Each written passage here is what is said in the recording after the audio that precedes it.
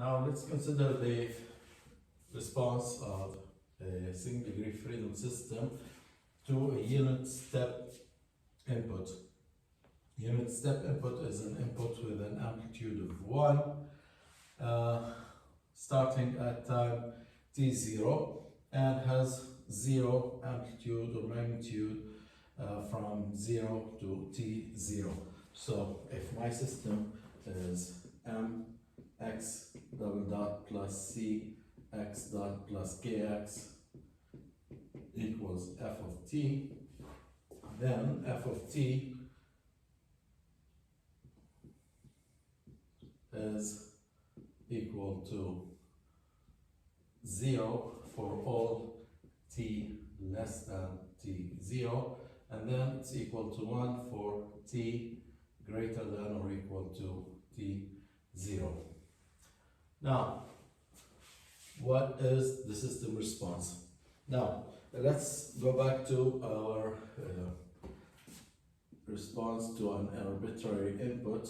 X of t was e to negative zeta omega n t divided by m omega d, integration from 0 to time t, f of tau e zeta omega n tau sine omega d times t minus tau respect to d tau. Now, in this case, we have a discontinuous function. So what I will do is I will split the integration process into two pieces from 0 to t0, that's one integral, plus the second integral from t0 to t. So this becomes the integration negative zeta omega n t divided by m omega d times the integration from 0, first from 0 to t 0, f of, in this range, f of tau, the value of the input is 0, so that would be 0 times e to zeta omega n tau sine omega d t minus tau d tau, plus the second integral is integration from t0 to t e to negative zeta omega n tau sine omega d t minus tau d tau. Now, this integral is multiplied by 0, so this all goes to 0. And here we have 1 times, which is the magnitude of the force after t0. And we need to perform this integration. Now, this integration process is not straightforward process, so we have to go back to either integration tables or you need to use symbolic math software. There are a lot of softwares out there that can do symbolic math and can do this integration for you, or you can go back to the integration tables.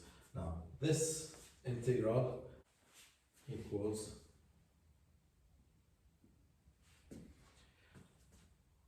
one divided by m omega n squared times 1 minus e to negative zeta omega n t minus t 0 times cosine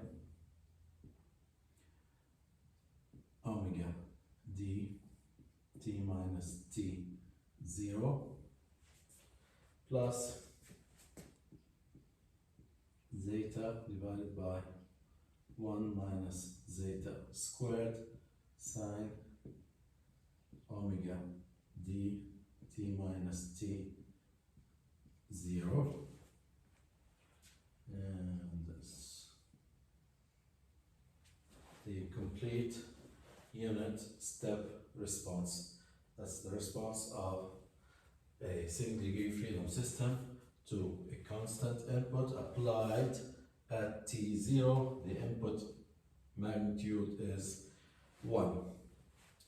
Now, if the step or the unit step is applied at time 0, at t0, what I have to do is set t0 here to 0, and if I have a step input that does not have a magnitude of 1, for step input of magnitude f0, let's say I have a step input